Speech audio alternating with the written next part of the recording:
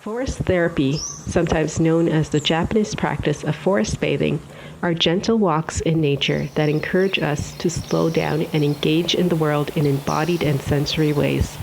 The essence of forest therapy isn't about going to an event, but a practice of changing the way we participate in the world.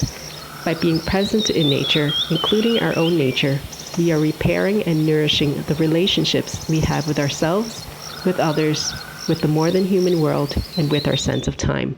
The invitations on these cards can be used as prompts to help us remember the simple ways that we can be more present.